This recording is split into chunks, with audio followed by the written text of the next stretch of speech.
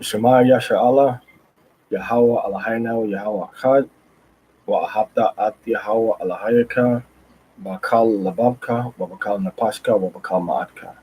Hail Israel, Yahweh our power, Yahweh is one, and you shall love Yahweh your power with all your heart, with all your soul, with all your might. Yahweh Bashem Yahweh Shai, give us understanding of your word, we beg of you. Let us understand your tribes of Yasharallah. Let us understand your law better, to worship you better in spirit and in truth, to be more humble before you. Forgive us and our fathers for the sins that we've committed against you. Help us and guide us and show us how to be like your son Yahweh Shai and keep us on that path to eternal life. Bashem Hamashiach Yahweh Shai, Hallelujah, Hallelujah, Hallelujah. The Wadatam Yad Aman. All right, so today we're dealing with Deuteronomy chapter 33, verse 22.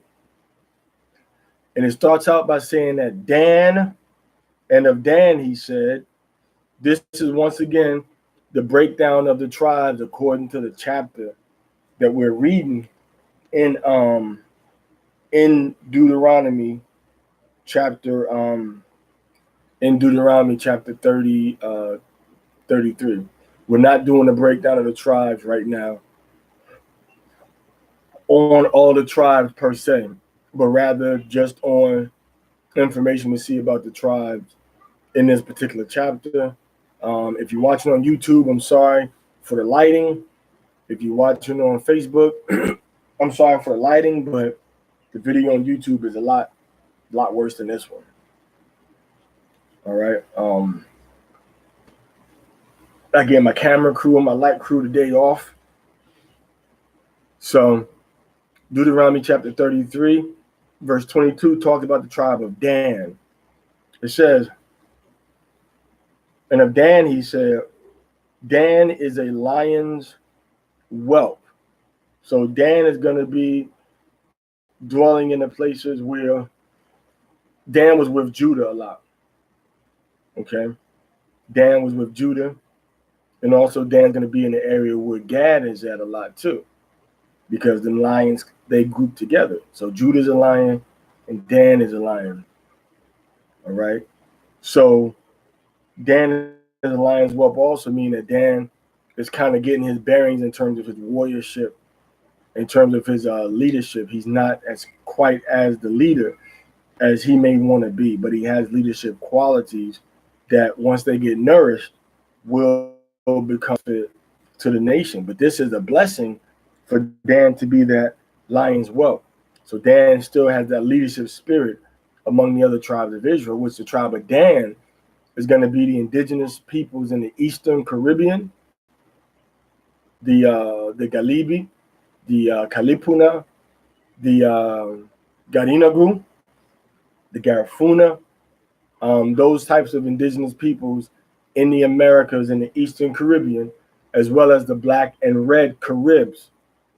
Now, we know Caribs and Arawaks are not ethnic terms per se, but these terms were used according to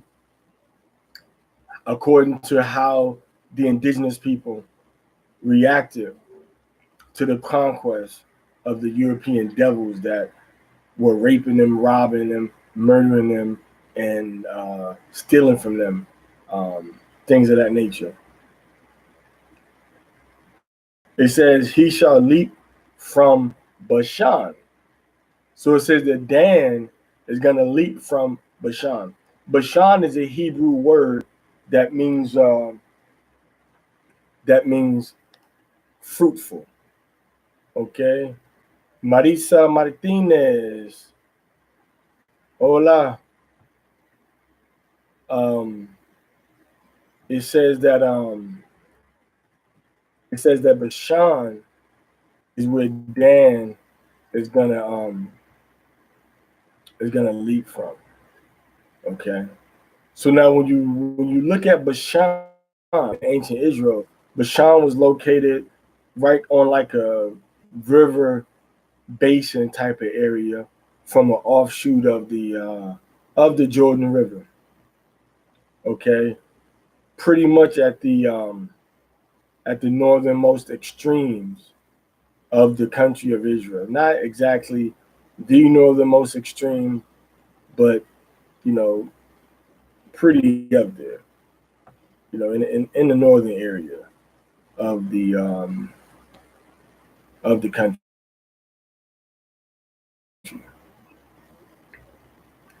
When it says that Dan is going to leap from Bashan, what does it mean? It means that Dan is going to be in a fertile part of the country, and from that fertile part of the country, Dan is going to jump out. Okay, Dan is going to leap from Bashan. Okay, so Dan went from an area. Bashan, it talks about the bulls and the sheep of Bashan. Okay, which means what? Which means that area was very fruitful. The grass and the water, the little creeks that went through it, was a fruitful area. So now it says that Dan is going to leap from Bashan. Now this is also going into the prophecies because Dan was in Bashan, but Dan left from Bashan and went into the seas and started to travel with the Gentiles on the waters. Okay, you can see this in the book of Judges. Okay, you can also see it maybe a little bit is in Ezekiel, but definitely in Judges. So Dan leaped from Bashan. So Dan left from the fertile area because once again, Bashan itself means fruitful.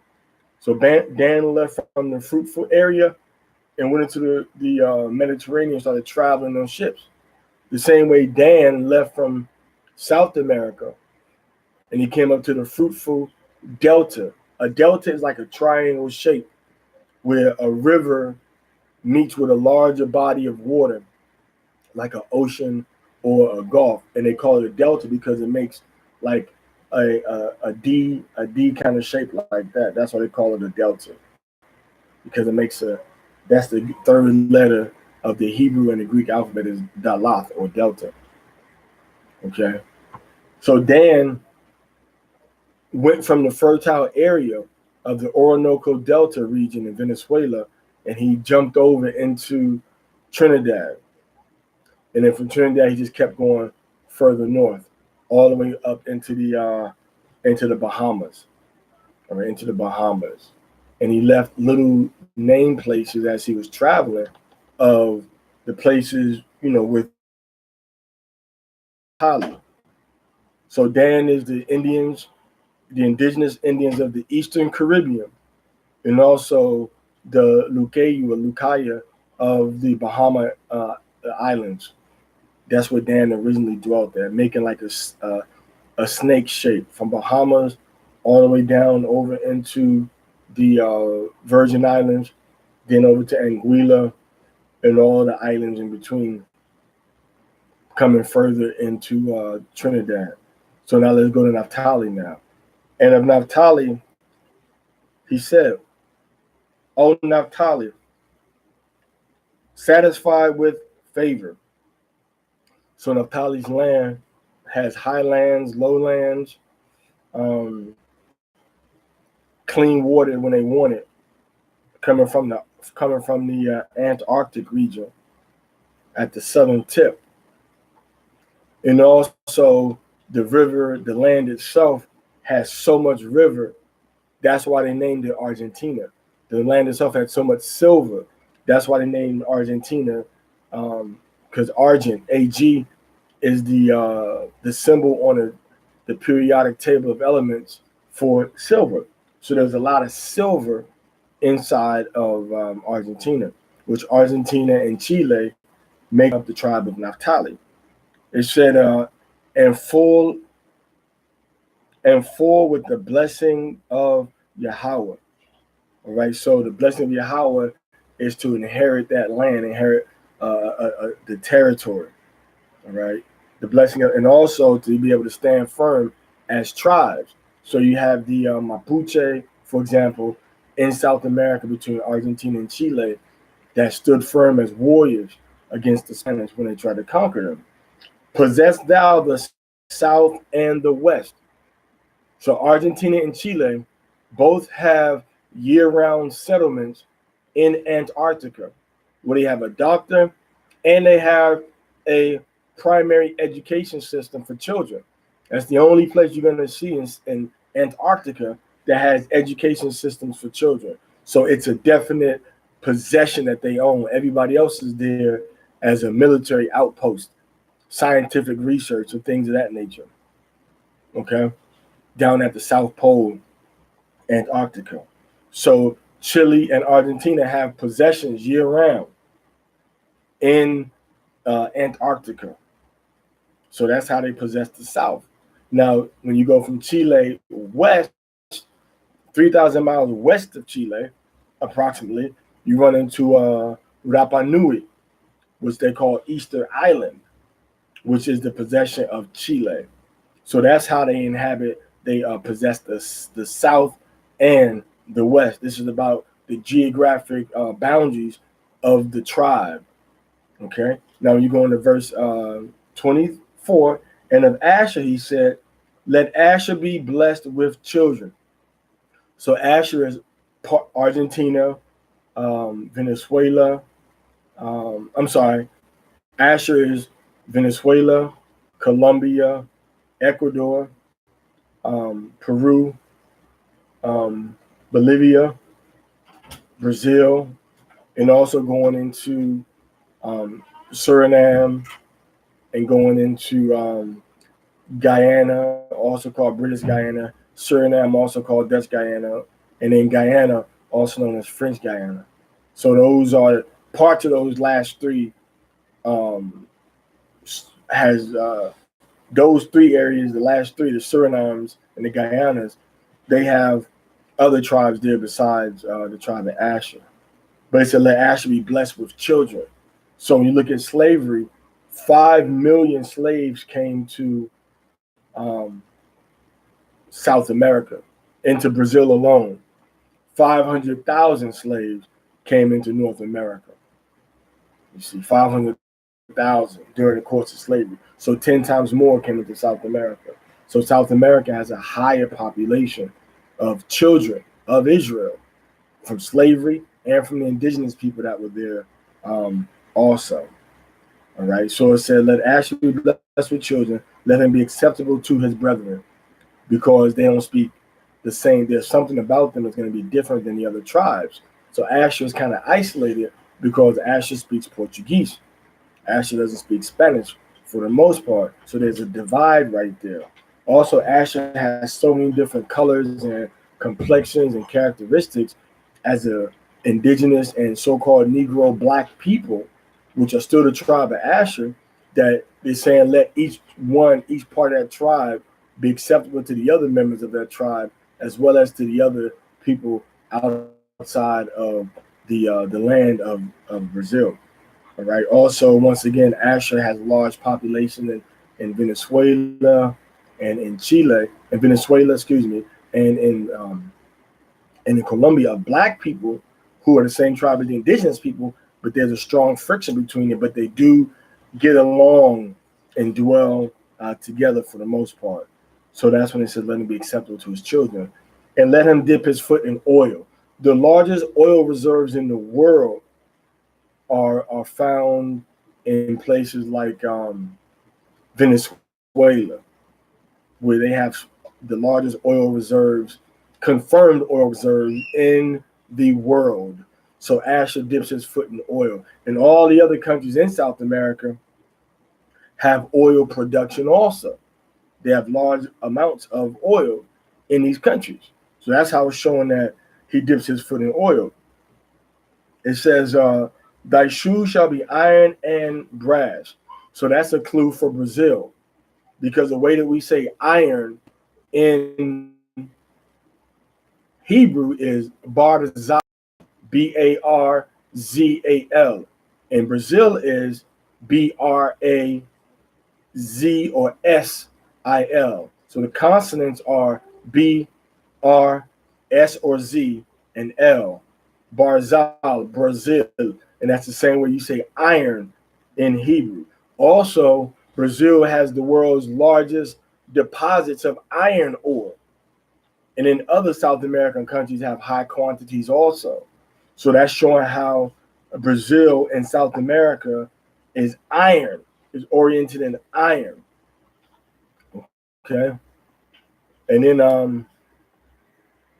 then it says, let thy shoe be iron and brass. Okay, so when we look at brass, brass comes from what? Brass comes from iron and zinc. So once again, Brazil, South America, it comes from copper and zinc.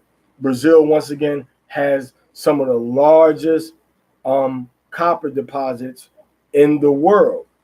Okay, has some of the largest copper deposits in the entire world that are unique, to these particular tribes, because the Most High is letting us know, hey, this is where we got this iron at. All right, this is where we have the copper at. This is where we're gonna have oil. Okay, so these are the places where the Most High is letting us know you're looking for things under the ground. Okay, you're not just looking for people and what they look like. Okay, but you're looking also at what is in the ground, the literal possession of these different tribes.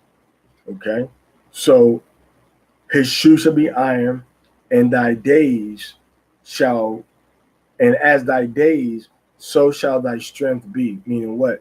Meaning that if the Brazilians and the Colombians, if they had the strength to through their captivities and the bondages they were in, the Most High is saying that they're going to be strong. Okay, so as the days of your prime, so may be your old age. Okay, so Brazil is going to start to populate again and get powerful, and revolt against the powers that are oppressing them, which is going to be a blessing for the people in South America in these last days, because we're going to need the warriors to kind of rise back up again. Okay. Unto the Alahayim of Jeshurun, that means the upright one, who rideth upon the heavens in thy help. So Yahweh rides upon the heavens to help us, and in his excellency on the sky.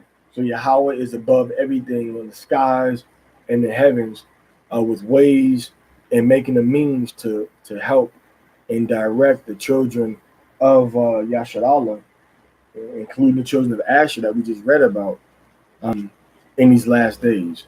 Once again, I want to reiterate the fact that this is just a breakdown according to the chapter. When you look at all the other chapters about the tribes in Deuteronomy, Genesis chapter 49, all right, Leviticus chapter 26, Deuteronomy 28, Deuteronomy 33. We look at all the other prophecies about the tribes, then you can clearly see who is Asher, who is God. So that's pretty much it. Y el punto de todo es que estamos diciendo que la mayoría de la gente allá en el sur, en Sudamérica, colombianos, de Venezuela, de Brasil, de Ecuador, de Perú, de Bolivia, que esa gente allá son parte de las ovejas perdidas de la casa de Israel, que ustedes son los hebreos de la Biblia, los israelitas de la Biblia, según las profecías, según como las características que encontramos en la Biblia sobre cada uno de las 12 tribus.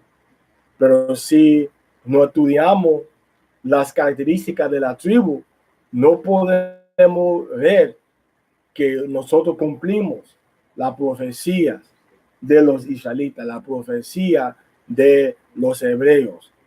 Y la tribu de Dan son los Caribe Negro y Caribe Rojo, que se llama Caribe y Arawak, los indígenas en el este del Caribe. Y también los que se llaman los Garífuna, Galibi, Calípuna. Esas tribus son las 12 tribus de Israel. La tribu de Dan, la tribu de Napthali son los indígenas y los negros en Argentina y Chile. Y la tribu de Asher son los de Brasil, los de Guiana francés, los de Suriname y los de Guiana, de Venezuela, de Colombia, ¿okay? Los de Ecuador, los de Perú, de Bolivia y también los de Brasil, ¿okay? Esos son la gente de las 12 tribus de Israel. Esos países, ¿okay? Esos países, y también olvidar de Paraguay y Uruguay. Ellos también son parte de las ovejas perdidas de la casa de Israel. Y claro, se mezcla más o menos de vez en cuando entre el territorio de los grupos y la tribu. Por ejemplo, cuando encuentra la frontera con Venezuela y la frontera con Paraguay, toca con Brasil y toca con Argentina también. Pues Argentina es la tribu de Napthali, pero toca también la frontera con Paraguay, quienes son la tribu de Asia. Y de vez en cuando se mezclan las tribus uno entre los otros. Pero lo más importante para que sepamos que los israelitas, los hebreos, los indígenas, los afro, en esos países en Sudamérica, son hebreos, son las ovejas perdidas de la casa de Israel. Okay, es la pura verdad. Y nosotros tenemos que saber y estudiar quiénes somos y los derechos que tenemos como hebreos. Tenemos derechos espirituales que no entendemos. Y tenemos como responsabilidades porque no estudiamos y nadie nos enseñó la identidad de nuestra gente según la Biblia. Y por eso estoy acá, para ustedes, para que sepan quiénes son y que tenemos que regresar a los mandamientos de Moisés y que tenemos que regresar a como la ley del Altísimo que él dio. Y para estar seguro, déjame decir como muy claramente que el hombre que se llama Jesucristo es un hombre negro y su nombre verdadero en el hebreo es Yahweh HaMashiach. Y él es un hombre negro y tenemos que caminar en sus pasos. Tenemos que caminar como él se caminó. Él es un hombre negro, él es el Salvador, él no es blanco. Él es de color de piel y negro como la gente nuestra. Como entre la familia nuestra tenemos como colores diferentes. Igual a la nación nuestra. Tenemos oscuro, tenemos como color casi blanco. pero somos hebreos, somos israelitas, todos los negros y todos los indígenas en las Américas, especialmente, y los que llegaron en esclavitud del este de África también a la India, a Pakistán, ellos también son israelitas, son hebreos. Y los indígenas en México, en Colombia, Venezuela, Brasil, en todos los países, la República Dominicana, ellos también son hebreos, son israelitas y tenemos un pacto que tenemos que cumplir con el Altísimo para entrar al segundo pacto. Nosotros rompimos el primer pacto, pero todavía tenemos la posibilidad para cumplir nuestra palabra que hicimos, nuestros antepasados, a Yahweh. Y después, cuando recibimos a Cristo, a Yahweh Shih después vamos a entrar al segundo pacto por sangre de Yahweh Shih un hombre negro que se murió para nuestros pecados. ¿Ok? Y con esos hechos, esos dichos como bien santos a las orejas de ustedes, termino la transmisión y digo shalom a todos, que significa paz en el hebreo.